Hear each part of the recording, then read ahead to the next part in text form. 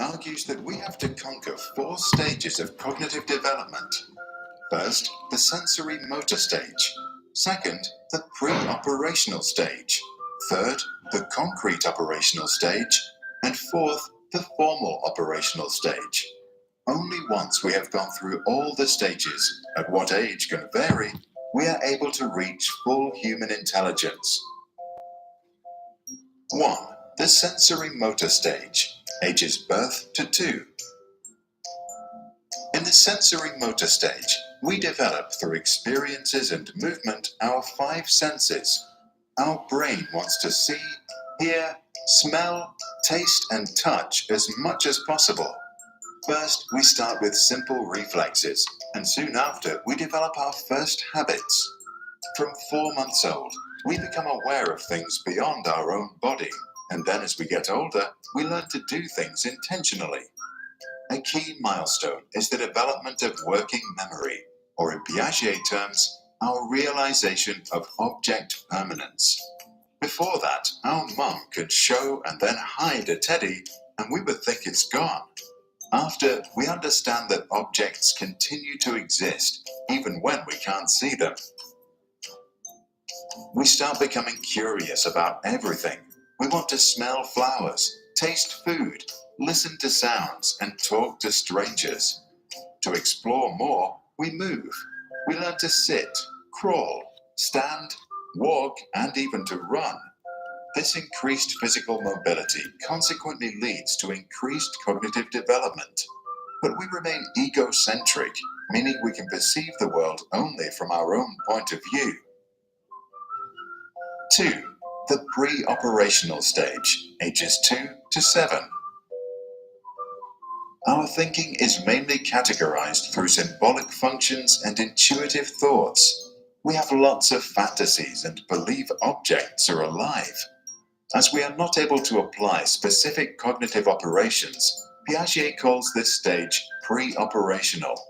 We learn to speak and understand that words, images, and gestures are symbols for something else.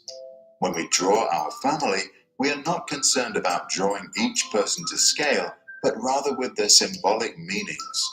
We love to play pretend, which allows us to experience something new and learn a lot. At around age 4, most of us become very curious and ask many questions. We want to know everything. We can call it the birth of primitive reasoning.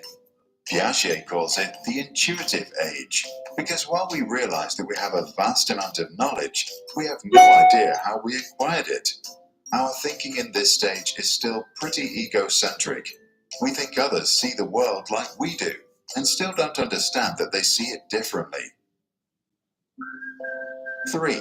The concrete operational stage, ages 7 to 11. We finally discover logic, and we develop concrete cognitive operations, such as sorting objects in a certain order.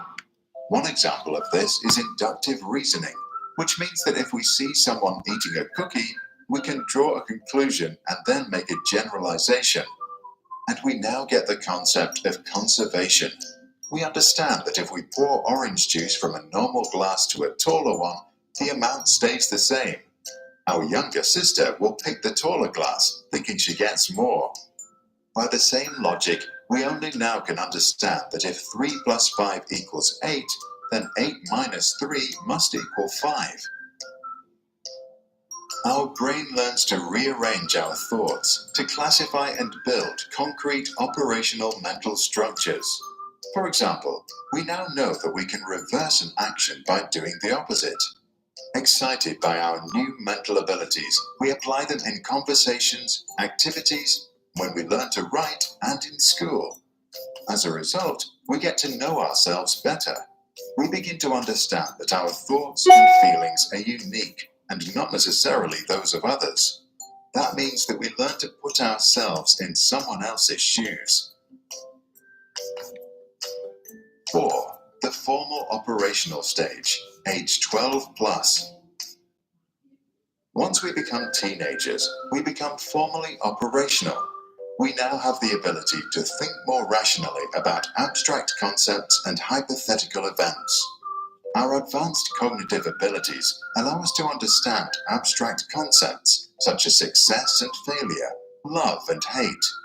We form a deeper understanding of our own identity and our morality. We now also think that we understand why people behave the way they behave.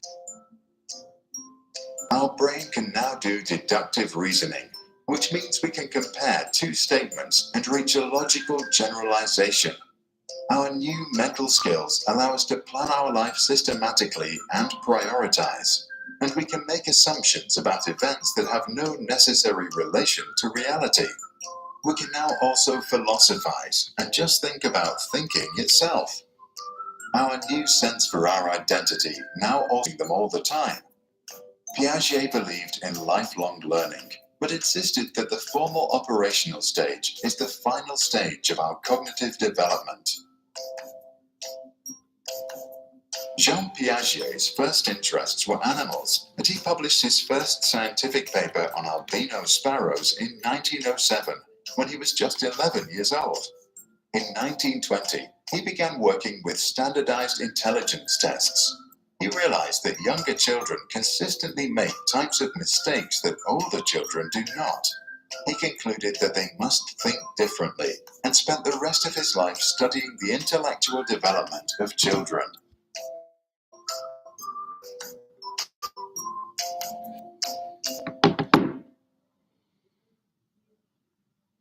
So that is Piaget. Attachment theory is a little bit more interesting because... Hey, Bob, we can count on you to manage Microsoft's AI hackathon, right? The attachment theory argues that a strong emotional and physical bond, the one primary caregiver in our first years of life, is critical to our development. If our bonding is strong and we are securely attached, then we feel safe to explore the world. We know that there is always that safe base, which we can return to any time. If our bond is weak, we feel insecurely attached. We are afraid to leave or explore a rather scary-looking world, because we are not sure if we can return. People who are securely attached are said to have greater trust, can connect to others, and as a result are more successful in life. Insecurely attached people tend to mistrust others, lack social skills, and have problems forming relationships. There is one type of secure attachment, and there are three types of insecure attachments: anxious ambivalent, anxious avoidant, and anxious disorganized. In responses to distress, the first three react organized, while the last acts disorganized. To understand the theory better, let's look at Mr. and Mrs. Smith, who have 4 children: Luca, Anne, Joe, and Amy. The Smiths are lovely parents who cuddle, make frequent eye contact, speak warmly, and are always there for their kids. But one day, Mr. Smith falls very sick and dies. For Mrs. Smith, life now becomes very difficult. She spends all day working, while at the same time trying to care for her children. An impossible task. At 6 years of age, Luca's brain is for the most part developed, his character strong and his worldview shaped. The new situation does not affect him much. He knows there is still always Mum, his safe haven. He feels securely attached. Later, he turns into a trusting and optimistic young man. His self-image is positive. Anne, who is 3, has problems coping with the new lack of attention. To Anne, her mother now acts unpredictably. She is anxious about their relationship, and as a result becomes clingy. To get her mum's attention, she has to raise her emotional state and scream. When her mum finally reacts with a predictable response, she herself acts ambivalent and doesn't show her true feelings. Later in life, others think Anne is unpredictable or moody. Her self-image is less positive. Her attachment style is anxious ambivalent. 2-year-old Joe spends his days with his uncle, who loves him, but thinks that a good education means being strict. If little Joe shows too much emotion or is too loud, his uncle gets angry and sometimes punitive. This scares Joe. He learns that to avoid fear, he has to avoid showing his feelings, also in other situations. As an adult, he continues this strategy and has problems entering relationships. His image of himself is rather negative. His attachment is anxious avoidant. Amy, who is just 1 year old, gets sent to a nursery. The staff there is poorly trained, overworked, and often very stressed. Some are outright abusive. Amy therefore becomes anxious of the very people she seeks security from, a conflict which totally disorganizes her ideas about love and safety in all social situations. As an adult, she thinks of herself as unworthy of love. Her self-image is very negative. Her attachment is anxious, disorganized. Our attachment is formed in the very first years of our lives, a time when we are too young to communicate our anxiety, and as a result, can experience high levels of stress. Then our adrenal gland, an organ sitting on top of our kidneys, produces the stress hormones adrenaline and cortisol. The heart rate increases, the blood pressure goes up, and we become alert. If that happens frequently, it is called toxic stress.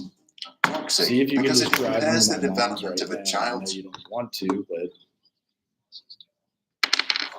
right whenever she's done with it. In embryos or at a very young age, toxic stress can even switch the expressions of genes, which can affect our health many decades later. Yeah. By simulating a strange situation, So we whenever can you're done with assess. her, take them to my mom's, okay? To do this, we let the child play with their mother for a few minutes inside a room. Then the child is left alone. Yeah, The take key him to my moment mom. is the child's reaction okay? when her mother returns. Okay. Securely attached Thanks, children Linda. first usually hug their mother, then can calm down and eventually get back to playing. Insecurely attached children can be ambivalent and avoidant. Some can't stop crying or refuse to continue playing. The long-term effects of our attachment in the early years are well documented. Using the theory, researchers at Minnesota University were able to predict already at age 3 if a child would drop out of high school with 77% accuracy. In another study, undergraduates at Harvard were asked to assess how close they felt to their parents. 35 years later, they were asked about their health. 91% of those who said they had a rather broken relationship with their mother were also diagnosed with health issues, including coronary artery disease, hypertension, and alcoholism. For those that had reported a warm relationship, the figure of poor health diagnosis was just 45%. But there is another reason why the early years deserve special attention. They are the starting place for subsequent behaviors. A kid that feels securely attached at age 2 can make friends at kindergarten. Their worldview gets reinforced with every interaction, and they develop optimism. As a result, they make good relationships at school, then at college, and later at work. Highly insecurely attached children can miss out on this opportunity. Psychologist John Bowlby, a pioneer in attachment theory, allegedly said, "What cannot be communicated to the mother cannot be communicated to the self." In other words, those who feel insecurely attached might not quite understand themselves. To get to know who they are and what they feel, they might have to go way back in time.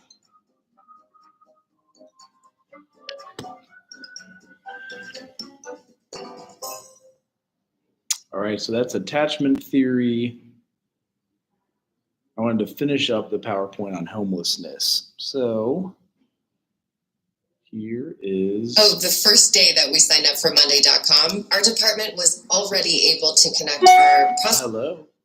So, How are you? Because I'm going to walk through to the desk. You missed a side, lot. You know, many people would say this. They're watching is online. Are you this presenting today? I It's can't one of- remember. No, I already presented. Okay. Then you're good. Yeah, I'm finishing the PowerPoint on homelessness. Some people watch it on YouTube. So I missed the whole class. No, you're good. You're still a little. We still got some going. I'm filming and people are watching on the YouTube channel. Oh, so we just didn't have it in class today or something? We do. We do. You're the only one that gets to sign the attendance sheet. Yes. The poorest neighborhoods in the country, and I don't want to add to the stigma of this community. You're the only in one the who sense wants that to we're coming graduate. down here to talk to them about the drug crisis, because there's so much more going on here. It really is a community, but you know, they have been overwhelmingly affected by the number of people who have died from drug deaths, and so I want to hear from folks about what they think about this new law. So let's go down and have a chat. We think this law right now, you know. What's that? That's what they watching on the YouTube this video? I did attachment theory first, and then I did Piaget's theory, and I wanted to finish up this chapter on homelessness, which is chapter 11. We were halfway through, so I was on about 16, and like what social workers do. And this is a Canadian city that just decriminalized drugs, kind of like what Ohio did. So like weed is legal now, and then just the effects it had on this city. It's only like That was like 2.5 12 grams. minutes. That's legal. Do you think that'll Hello. help? Honestly, I do think it's going to help. I've noticed ever since the decriminalization of it, like society as a whole has sort of look at it less harmful in a way. Like the fact that we have open insights in places like that, I think that society actually prefers us to have these places so that it's not on their doorstep.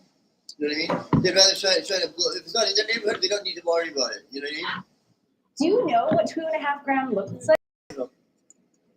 But it depends on their behavior. 4 of these. So 2.5 grams is 5 of these little bags? Yes. Okay. Yes. How long would that last us? Not even. Probably, It lasts about 4 to 6 hours. Maybe. depends on how much you do. That would last, probably half a day. Okay.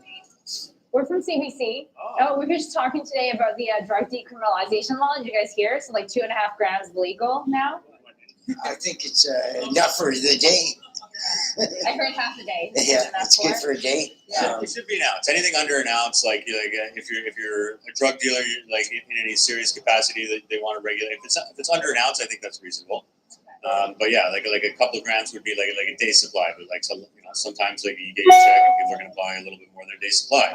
But it doesn't mean that you're like anything other than like a small time user, as far as I'm concerned. It's a tokenistic gesture, but it's good. I mean, I'm not criticizing it, but I think a reasonable amount is under an ounce.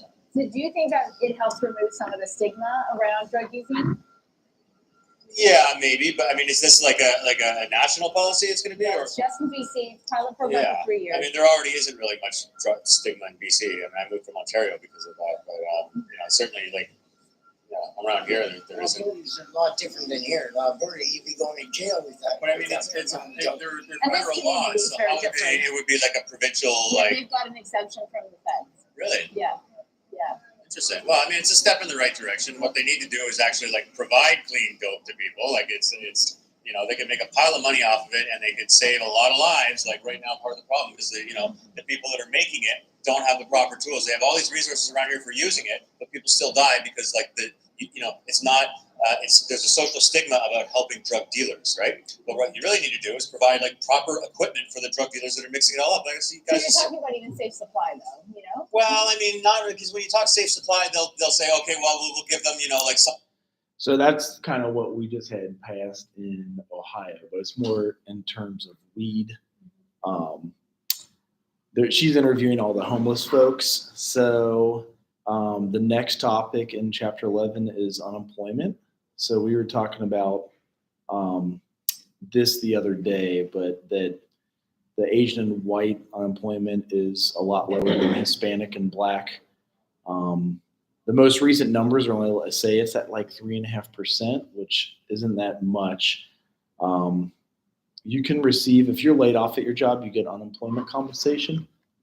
So like if we close down, if we ran out of money at Central and had to close down, I pay into the unemployment system. It usually lasts about 26 weeks, which is a half of a year. So it would be 6 months of pay.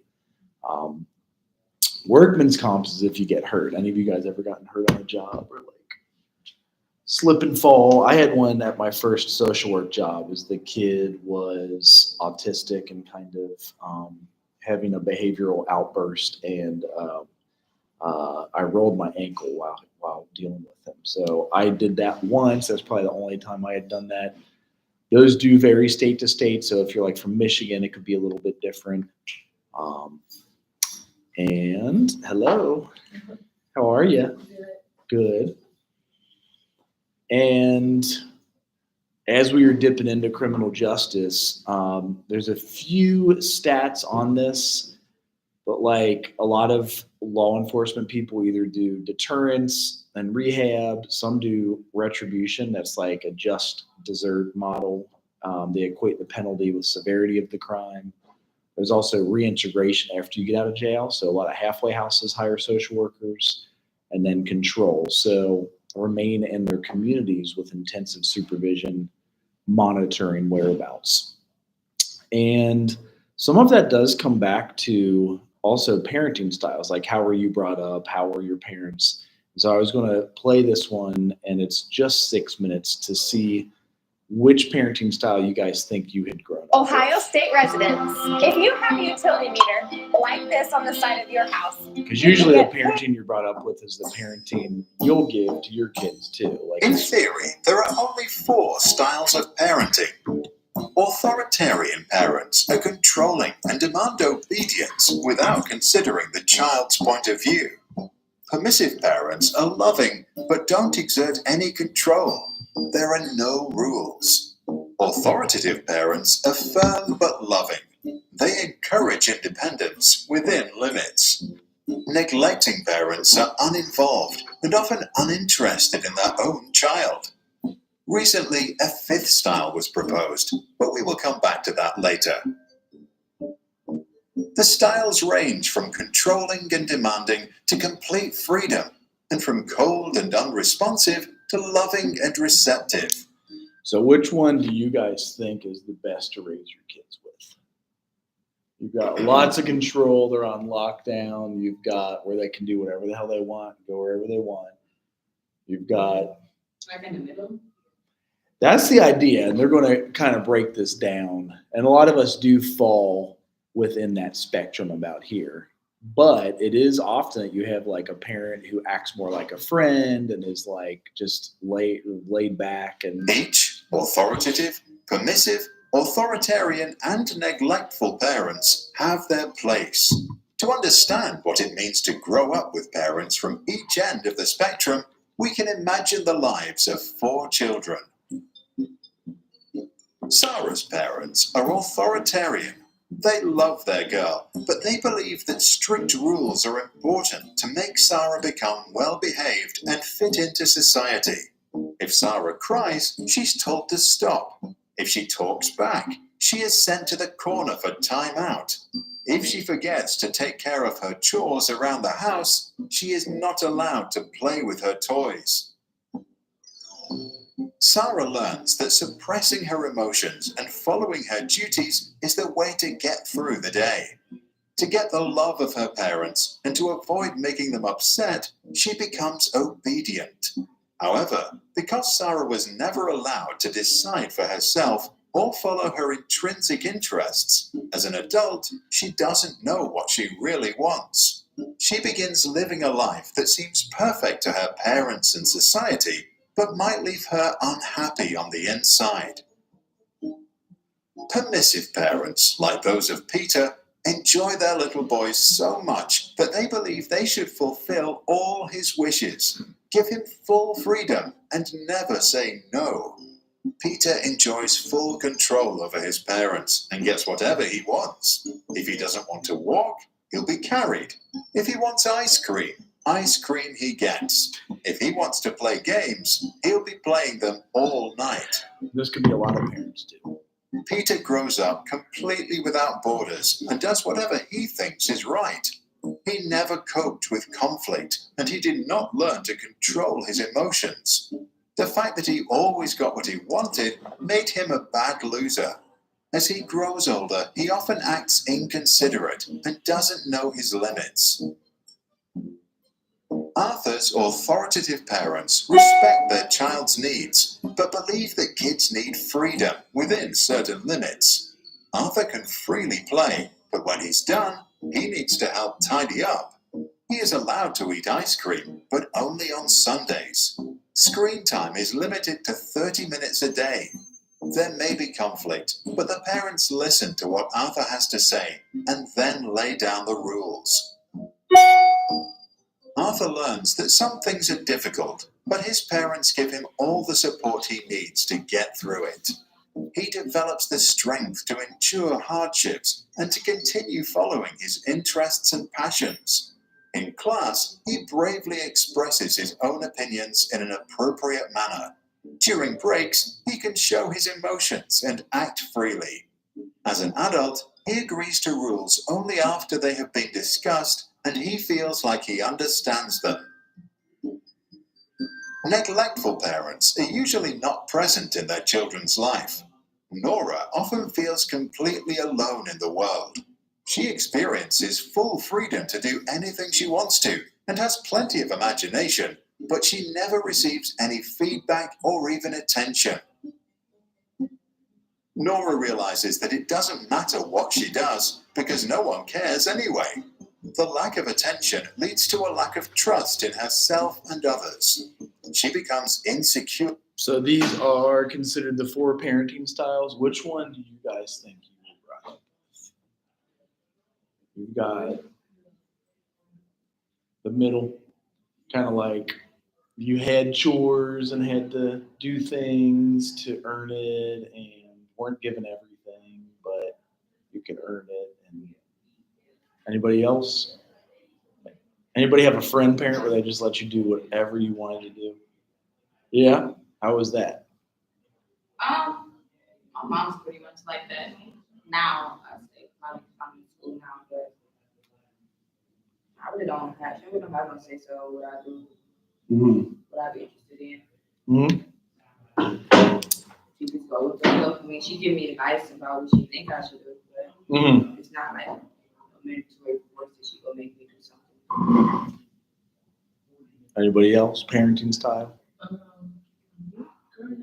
I'm the oldest, so it's not she was strict growing up, but she wasn't too strict. Like, Okay. to do certain stuff. But when I got older, she could tell I was wiser and stuff, and I was able to make my own decisions. Yeah. And stuff like that. And make the right decisions that she started doing stuff. Now that I'm here, now I like call her and stuff. She's like, "What you want? You wrong?" Right. Like, figure it out. Okay. So I'm like, "Yeah." You're like, I just need $100. You're like, no. 4 college students are always Anybody online? What type of parenting or what type of parenting do you think you got up? But she I thought she eased up, but she still has like, I feel like she be just scared for me. She just be trying to,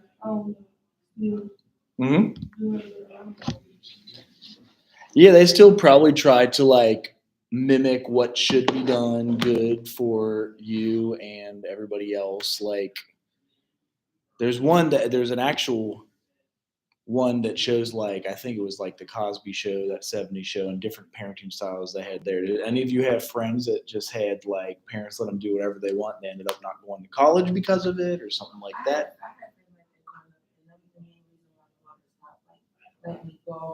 Right.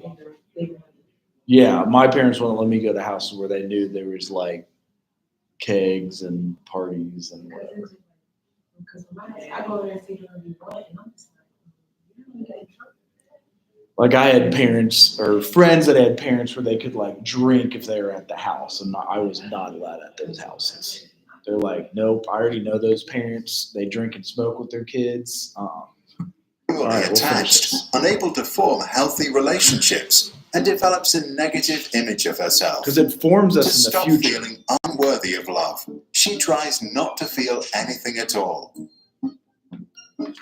In recent years, over-involved parents who are present in every aspect of their child's life are often referred to as the fifth style. Helicopter. These parents are also known as snowplows, removing obstacles out of their kids' path, or helicopter parents who hover about and micromanage every aspect of their child's life. Since they won't let their children do anything alone, the children can't learn to overcome challenges by themselves. Research infers that these children don't like to solve difficult problems, lack perseverance, and may even procrastinate in protest when something requires a lot of effort. Homework.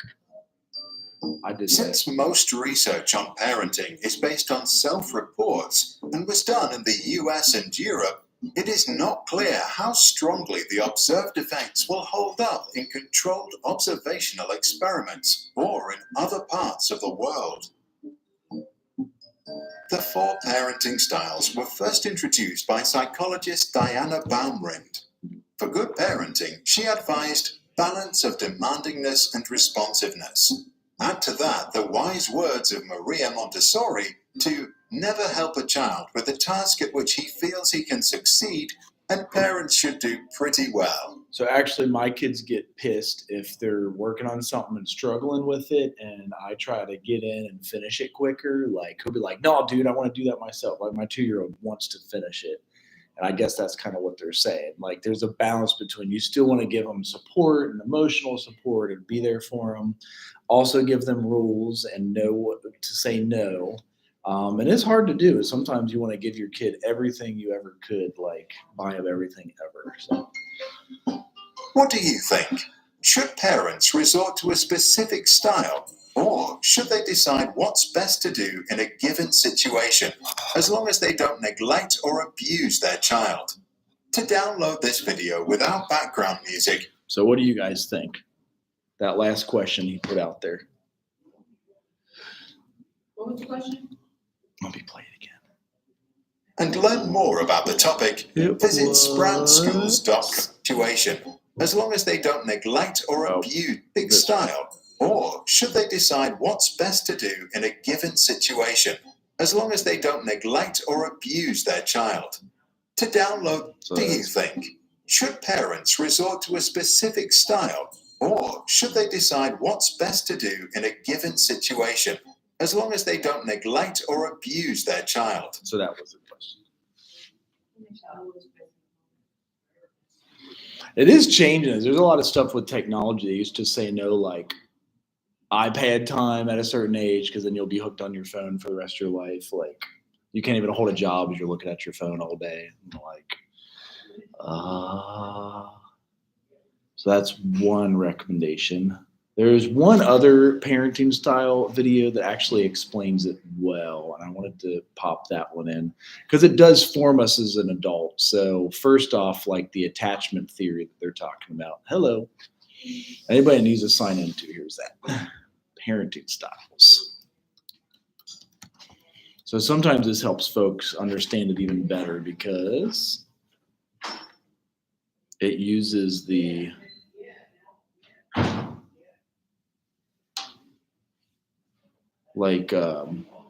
sitcoms that we got used to growing up. But of course, maybe now that I'm wanting to find it, I'm not going to find it as easily.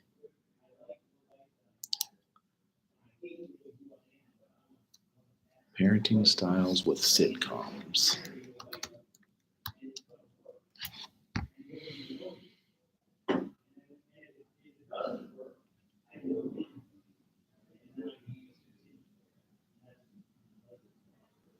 Oh yeah, on that one, that was like the mom's a friend.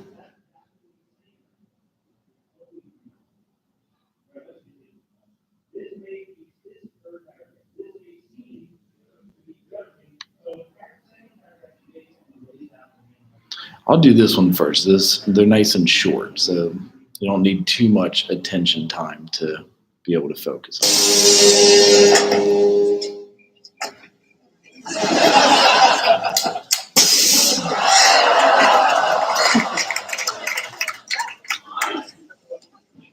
Oh no, honey. Yep, he thought he could sneak out. So, What now, Ho Chi Minh? Well, I'll tell you one thing. Playtime is over. Your friends are no longer allowed in the house. Wait, what? No, we'll talk about it in the morning. Fine. We'll talk about it in the morning. We'll talk about how your friends are no longer allowed in the house. No. This is for his own good. Look, in order for Eric to be a happy, well-adjusted adult, he has to be miserable now. That's just good parenting. If I was to be Mr. Nice Guy now, you know what would happen to Eric in a few years? Do you? Oh, Eric! Breakfast!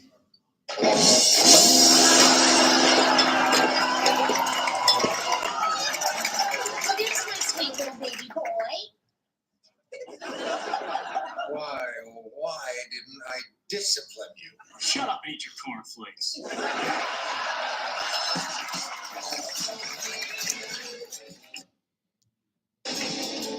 That's what.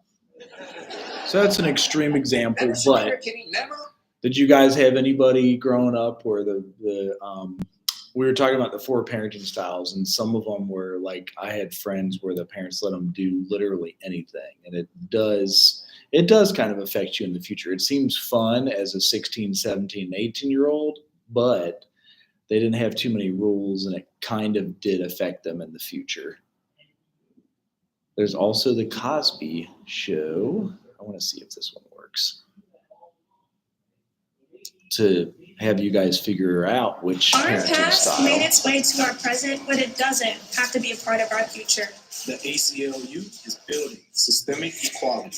Education made fair with better access to voting and safe and thriving communities. For us all. For us, there is no call for us. That's where we get to work. Putting systems. So yeah, you've got authoritative parents. Authoritarian are usually the hardest and strictest. The laid back ones are often. I've got some from Nikita. Do any of you guys have Nikita yet?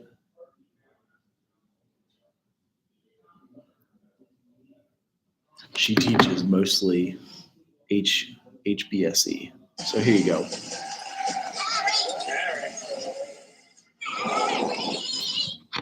Harry and Zinnia Wormwood lived in a very nice neighborhood, in a very nice house, but they were not really very nice people.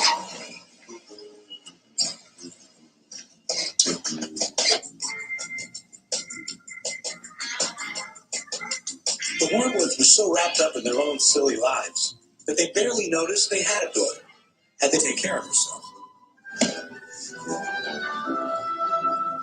As time went by, Bonnie, Matilda's older brother Michael, went to school. Come on, get out of here. Her father and her mother took off to play bingo. Soup's on the stove. Heat it up if you get hungry. Matilda was left alone. Night, she got up her courage and asked her father for something she desperately wanted. A book? What do you want a book for? To read. To read? Why would you want to read when you got the television set sitting right in front of you? There's nothing you get from a book that you can't get from a television faster. Tell them read. She saw that whatever she needed in this world, she'd have to get herself. What kind of parents do you think those are? What's that? Hey, call my best girlfriend. Her name is George. This is Katie. Hello, sweetheart. Here's another Welcome example. to our home. Just Well, want they're- to know if you need anything. She's don't a shout, friend. Okay? There are no rules in this house. I'm not like a regular mom. I'm a cool mom. Right, Regina? Please stop talking. Okay. I'm gonna make you girls a hump day treat. So what type of parents are those? They'll be trying to be too good. Yeah. Oh yeah, I don't this like how you're treating the children. this guy again. Look, Kitty, I'm not going to let our kids go down the wrong path. But if you have a better idea, I'm all ears. Okay, maybe you could be a little less strict and a little more loving.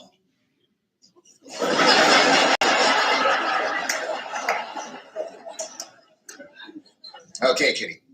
Enough with the sarcasm. So this part you guys have already seen. Skip through that. But it does say,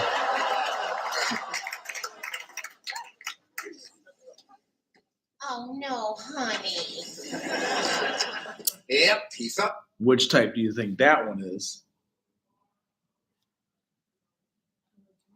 Yeah. Strict as hell is authoritative. Here goes. My science grade was an F, and Kimmy changed it to an A. I'm just guessing she doesn't have the authority to do this.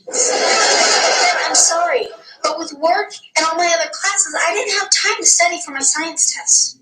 Then you should have come to me and told me what was going on. DJ, we had an understanding. What's that? He was my favorite TV dad. Okay. He was kind of like teaching a lesson, understanding. Yeah. Especially since he was very strong. Was this Charles in Charge one, or is that different? That's Full House, right? It is Full House. Okay. Because one of them, there actually was accusations of like sexual. Oh. It wasn't really him. Oh shit! I didn't know. Yeah, I know. If you Google it, yeah. You I have to be a think responsible adult, and this is the least responsible thing I don't you could have remember, done. but it was one of I them. just wanted to prove that I could earn my own money. Well, that's all out the You window. can search it. I'm You sure. have to quit your job and no hanging out. What's that? Or was it somebody else? Damn, that is her already. What's his name? I could try to look it up, but I was thinking maybe it was. I know. I forget, but you're right. He played a decent character, although it was fake. That's okay. Because he was like understanding and kind, and he would talk to him and shit like that. Yeah. At the mall till you pull up that grade. Okay. Guess I'll go back to being a kid again. Teach. There's nothing wrong with being a kid. You should enjoy it. You've got the rest of your life to be an adult. Well, I guess if being an adult means wearing a red mop on my head, I could handle being a kid a little longer. In case I forgot to mention it, you're a pretty great kid. Thanks, Dad. I think she was the oldest. Maybe that was the one he was going after. So I think that might have been authoritative instead of authoritarian. Remember Cosby's. when I spent the night at Jeanette's house a couple weeks ago? Yes, I do. Okay, well, I didn't really spend the night at Jeanette's. I spent it at Tommy Watkins. You what?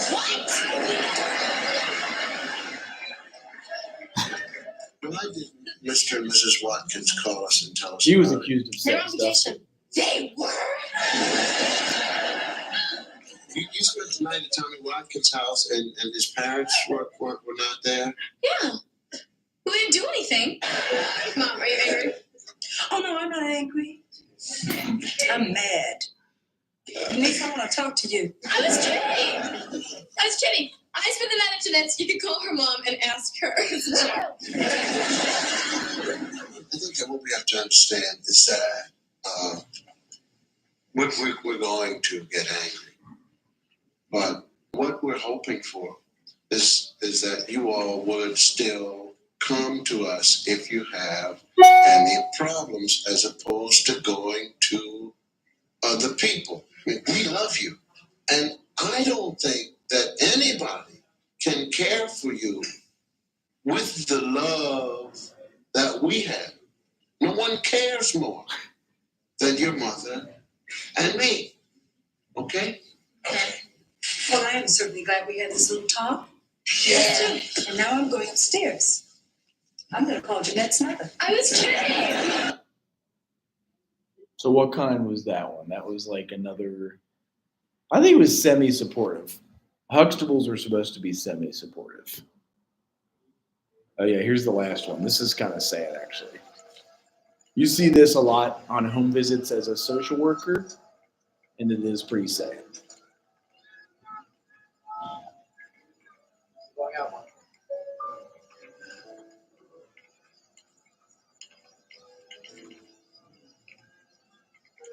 I'll be back later, okay?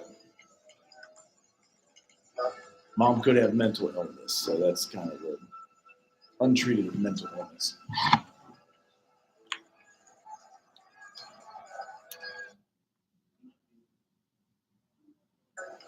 I'm a friendly person I need to talk to. Do you know if he's home?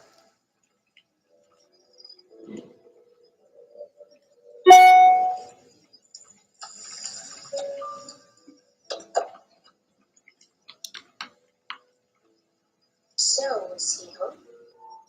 Where's Bergen? November 17th. Okay, that's a great one. But it's Christmas. Oh no. It's too late. It's cold. Oh, watch. Watch this now. Gerald takes the kickoff.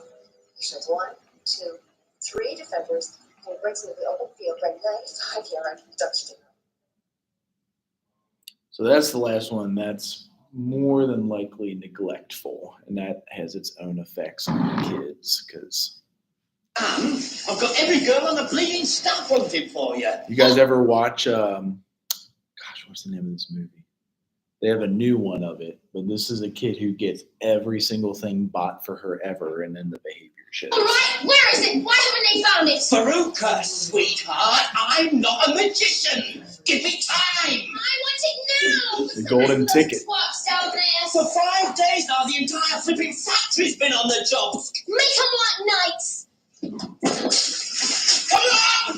you girls! Put a jerk in it, or you'll be out your ears, every one of you! You promised I'd have it the very first day. You're going to be very unpopular around here, Henry, if you don't deliver soon. It breaks my heart, Henrietta.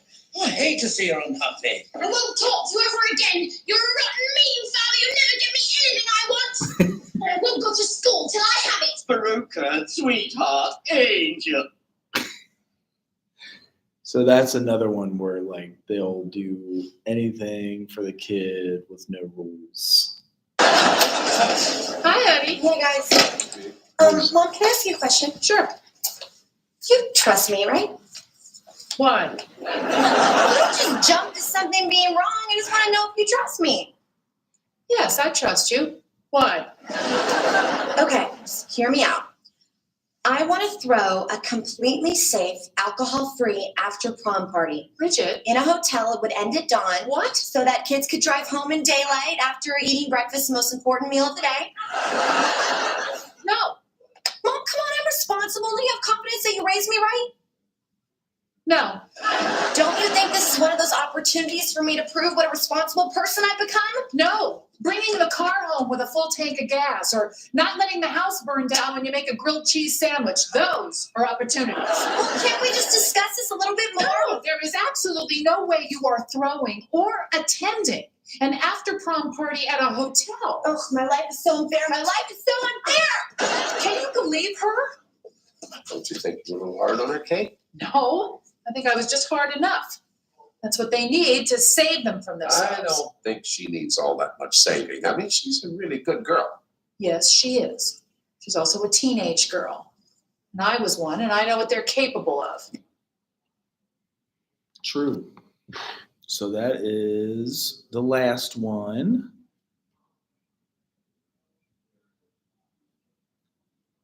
And just essentially the way that it does form us and get us into college, get us into, somewhere in that balance of parenting styles, you see exactly what the kids need.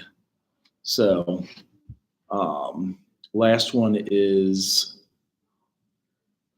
the paper due next week. So stereotypes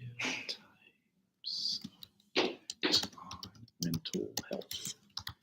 And this is the essence of it. It's like 2 pages. But some of the stereotypes and health stigma across the globe, how it's affecting some of the mental health. And I've got the instructions here for you guys. And did any of you have questions about that paper? Are you okay with it, or do you have more questions? Let's see. 1100. We'll finish the next chapter next week. If anybody still needs to turn stuff in or present your thing, just let me know and we can do that ASAP. So here's the diversity paper. So you still have about 8 or 9 days to turn that in. So here's what it looks like. It's essentially sharing your experience of either alienation, marginalization, or oppression from the core competency video series found online. So you search social work core competency videos, write a 2-page essay explaining how prejudice comments of strangers could have an impact on either yourself or your clients, and in general, write about the extent to which our culture structures and values may either oppress, marginalize, alienate, create, or enhance privilege and power in relation to your future clients. And the example I'd given that's kind of the most flagrant right now is redlining. The way that like they won't lend out certain student loans, or not student loans, but just a loan for even housing in certain parts of town. I'll do this quick one on it just so it's a refresher for you guys if you hadn't seen it. Oh, Precious said the third one now, but growing up, mom was strict. Oh, there it is. So here is the video in redlining, if it will let me play. If you guys remember. Anybody remember exactly what redlining is or was?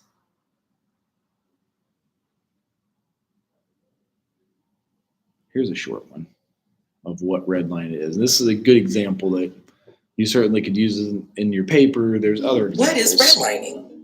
Redlining is a discriminatory lending practice denying access to federally backed mortgages and loans to certain communities based on race and ethnicity. It all started in the 1930s. During the housing crisis of the Great Depression, real estate moguls such as Springfield's Harry Kissel laid the groundwork for the National Housing Act of 1934. From this, a new federal agency was formed, the Homeowners Loan Corporation, and with it, residential security maps that became a standard to determine the best places for housing investments. White communities with strong racially restricted deeds were given a grade A rating and identified as desirable for lending purposes, while Black communities, regardless of their economic status, were given a grade D rating and branded as hazardous and high risk. No federally backed loans would be made there.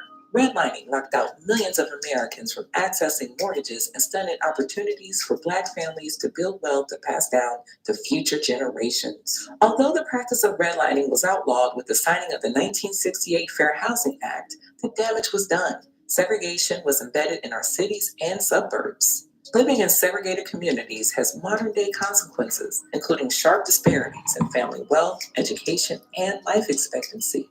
These maps were made more than 80 years ago, and yet they still tell a story that impacts us today, the story of redlining.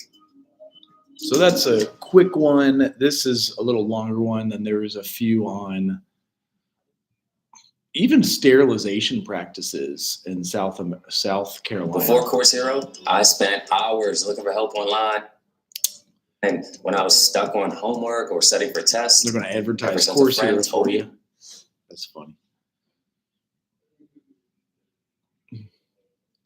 So here's the longer redlining one, and then also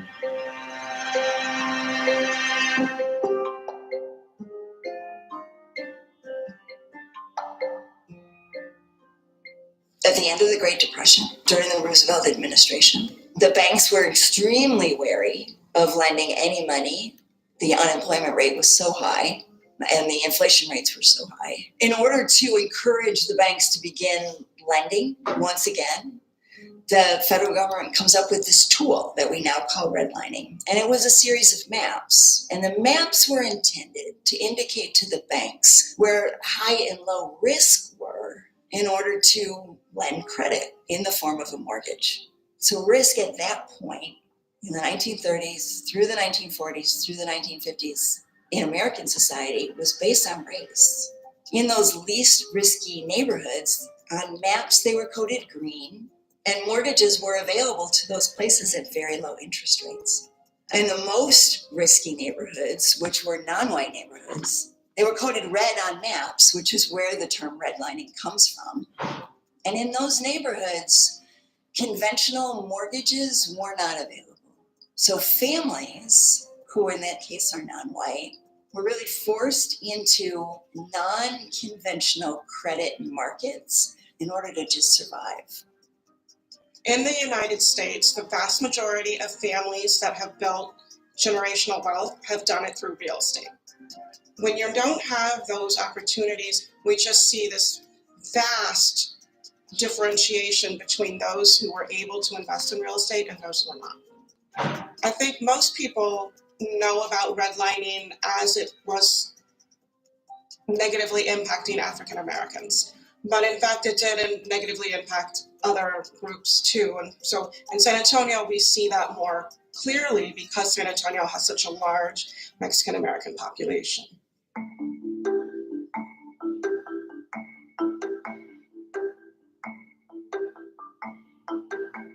So in the 60s, they did get Although passed a law. redlining defunded and divested in certain communities, really based on segregation, there was also another plan implemented too as well. There's racial covenants that in specific deeds, communities of color just couldn't live in there. It was illegal. Because of that, we started seeing the development of suburban community, inner city communities, where mainly communities of color live. It kind of breeds a system to where civil rights activists are saying like, hey, we're looking in some places that we see specific inequality. Education is one of them. I would say education is one of the best ways to try to break through this economic segregation. When you think about where Texas A&M San Antonio is located on what had been Tejano Ranch lands, just to see that trajectory, it's really exciting. Could our ancestors have ever known we would have a university like that here? So that's where some of the land grants came from. We are a land grant college. 1890 land grant college.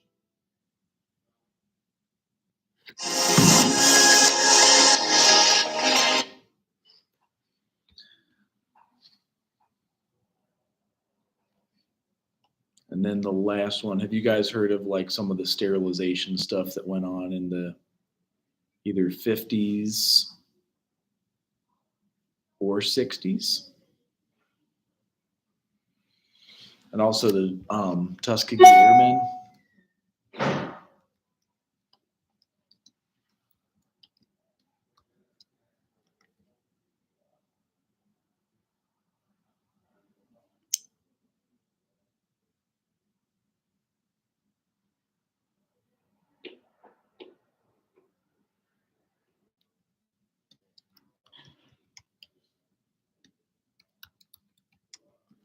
So this is something we still kind of put up with. And they did compensate folks because of the sterilization in the 50s and 60s. And there's quite a bit on it.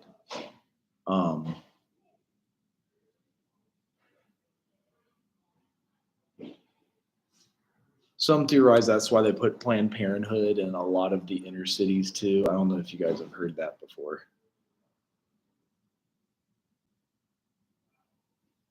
Are you all familiar with eugenics, like the term eugenics? So that's another piece. There's one that was actually really well made, and I don't know if I'll find it, but like she was a sterilization victim.